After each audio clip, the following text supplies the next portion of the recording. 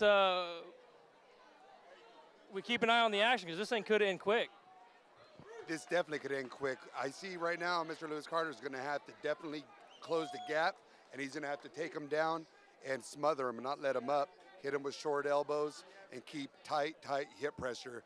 If he chooses to stand, it could be a bad night for him. Fighter showing a good level of respect. Definitely setting up and filling each other out. Good distance separation, nice leg kick. Looks like Carter looks a little uncomfortable. Esh'Chadar pushing the pace, controlling the ring. Ring generalship, I think, is going to be a big key in this fight, and whoever can push the pace, and not only that, but maintain their game plan. Most definitely. Right now, we have Carter putting the pressure on Mr. Brown and landing some heavy knees to an inside right leg. So I want to see a reversal here, but he's doing the smart thing, and he's keeping him smothered, not giving him his weapons that he has in his arsenal. Right now, a lot of the action's being up against the cage, being pushed. Lots of knees, lots of strikes and stuff being thrown. Nothing really doing any damage. A lot of chess match is really trying to go as far as they can, as far as whoever's trying to establish their own game plan.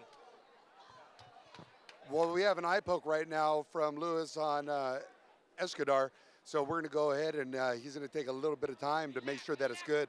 It sounded like it was pretty deep over here from what he said when it happened. So we'll see what the refs have to say, and hopefully the doctor doesn't have to come in and stop anything. Customary 5 minutes in this situation. Is this just a situation to where he needs to take as much as he can, or is this where the bravado and pride gets in and you try to go back as quick as possible? No, I definitely think he came right back in and he was ready, just because one, he looks angry as he comes out with a barrage, but also they're still early in the first round. So he's at his distance right now. He seems mad, and he's ready to let that Muay Thai go. Oh, big kick by Brownton. Is that a situation where you get poked in the eye, you immediately want to go back right at him? As we got Brownton pushing the pace. Is that something you want to come right back at him and try to do some damage back? That could actually be a problem, because when you come in and you're upset, we have a takedown for Lewis Carter on Brownton, and he's stuck right now in a cow catcher, but he's not in danger. It's just a holding position. But going back to the question, if you come out angry, you're going to make a mistake. You're going to leave your hands down. Yeah, and that's how you get knocked out. Looks like Esh'Chadar is controlling the posturing and position on the ground currently. Carter can't really do much. I can't imagine the referee's going to let this go much longer without breaking it up. He's circling, looking. I'm not seeing a whole lot of progression. His head seems to be locked. Esh'Chadar's trying to make a stand-up, but he doesn't really need to push it here, does he? Isn't that Carter's responsibility as the guy in the dominant position? Most definitely. It is definitely Carter's. He needs to go ahead and push that pace. Let's just say that, because if not, they're going to stand him up. But right now, Brownton went ahead and stood up. But the problem I see here is his hips are flat against the cage. That's what led to that double leg takedown from Carter. But Carter knows what he needs to do, and that's to get Brownton down to the floor. Big knees, big elbows. It looks like he might be baiting him in as best as he can. It's also a situation where, Carter's a big guy and he's strong. There's no reason why he can't kind of dictate what he wants to do, but at the same time, we've been stuck in the same position now twice. I don't know that this is necessarily the best game plan for what Carter's trying to accomplish. Into the first round. It really is a judgment call, but in the end, takedowns are takedowns, even if you don't get any punishment off it.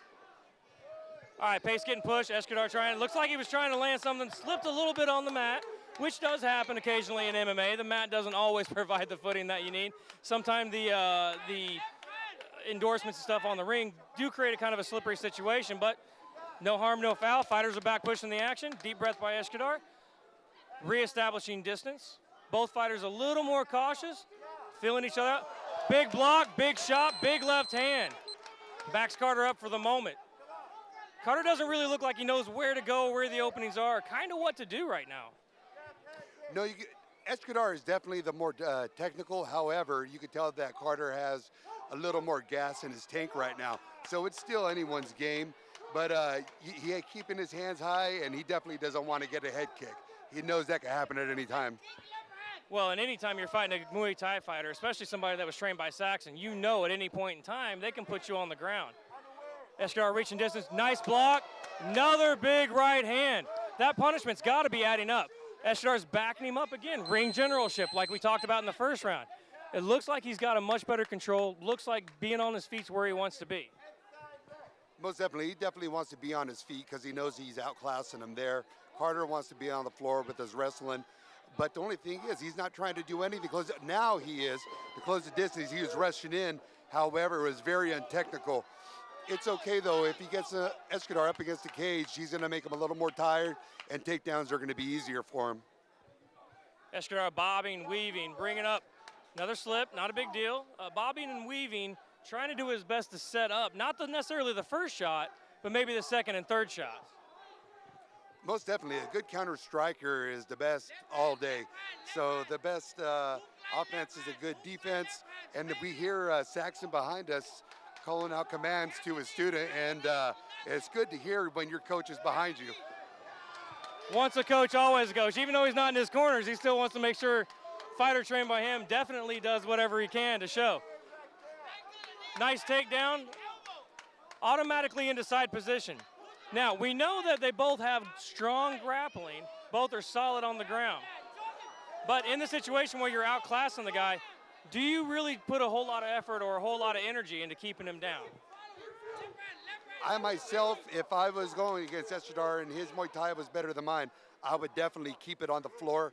I wouldn't squeeze too tight so my arms didn't get tired, but I would start working my jiu-jitsu, wrestling, catch wrestling to keep him on the floor, hit a submission, or even just tire him out and hit a reversal and start ground and pound. Into the round here, let's see who can push the action. Maybe win out on the end here. All right, third round, here we go, ladies and gentlemen, third and final round. Right now, it looks like it's anybody's fight. Brownton controlling the center of the ring. Attempted leg kick, Esh'Chadar did a good job. Both fighters fill each other out, big feint, big body kick. Hit him on the arm, didn't necessarily do any damage, but definitely lets him know that it's there. Most definitely, and those are actually pretty good because if he keeps on kicking him with that arm, his hands are going to drop, which leaves open a good head kick. Nice left hook. Oh, we just had a rush right now. It was very, very unconservative, to say the least, but you know, he got him off his toes. He pushed him, got him against the cage, but now they're back in the center of the ring because he didn't follow up. Well, and obviously it was a big leg kick, big right leg kick by Esh'Chadar. It obviously was a good solid attempt, trying to push the pace, trying to get where he wants to fight. But at some point, you also can't necessarily be wild. I mean, you got to try to at least set something up. You can't just rush in. And that didn't even come off a punch or anything. He just did the same thing again. And if you're a fighter, you can see that coming. You've got to try to do your very best to at least set up a shot or a takedown. Most definitely. If you're out of range and you're rushing in like a bull to try to take him down, you're going to end up eating a knee to the face, especially from a Muay Thai champion. What we have here is a 5-minute break, and you can see Lewis Carter in the corner, hands up on the cage. He was bent over a second ago, so we know he's tired. They're both slippery, so his chances of getting a good submission are going to be down if he gets him down. So if he wants to win this fight, he's definitely going to have to take him down and hit some ground and pound on him. So right now, the fight's definitely going to end up being a 29-28 from what I see, because it's a 1-1 from rounds 1 and 2. Well, any shot to the midsection, I mean, obviously a lot of people might want to say something about it or think the guy's got gamesmanship or something along those lines, but that hurts. That really, really hurts. Definitely hurts, and they had a bunch of respect and gave each other a nice little high five in the middle, and now they're both back into the action. Nice 2 front leg kicks, then a front push kick by Carter, but the leg kick's coming from Esh'Chadar. So he's damaging that front leg, a nice check by Carter, and he's just rushing in recklessly, but it looks like Esh'Chadar is just a little bit tired to go ahead and get anything positive out of that. Well, all great fighters dig down deep when they're tired. And it looks like he's winning this round as of right now. He's done more of the damage. We haven't seen any takedown, just bull rushes. If he wins this round, does he have a good shot at winning the fight? In my opinion, I'll give 1 round each for rounds 1 and 2. And if this round ends up quickly and he keeps going the way that it is, it's definitely going to be a 29-28 fight with, I believe, Esh'Chadar Brown as the winner. It all depends on how the judges saw the first and second round, and nobody really knows. Both men still in the center of the cage. Esh'Chadar pushing the pace. Hook leg kick, spinning leg kick, ended up in a bad position. Esh'Chadar landed huge bombs as he's on the ground. Lets Carter back up. Carter's a little wobbly on the feet. Esh'Chadar needs to push the pace here. If he pushes the pace, I think he's got himself a knockout. Most definitely. He's looking tired. His hands are down. And I believe that elbow dazed him just a little bit. But you can't sit here and let him get his bearings back. You got to keep pushing and coming into him. Carter keeps switching stances back and forth. It looks like some of that damage from those earlier leg kicks have really done some. We got a last, here goes the clappers on the last little bit of the fight. Somebody's going to win this fight in this last little bit.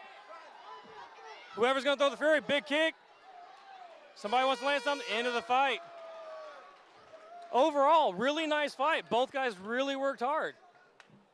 Ladies and gentlemen, as we go to the judges' scorecard after 3 rounds of fighting action, the judges score 29-28 for Lewis Carter, 30-27 for Esh'Chadar Brownton, and 30-27 by split decision, your winner, Lewis Carter Jr.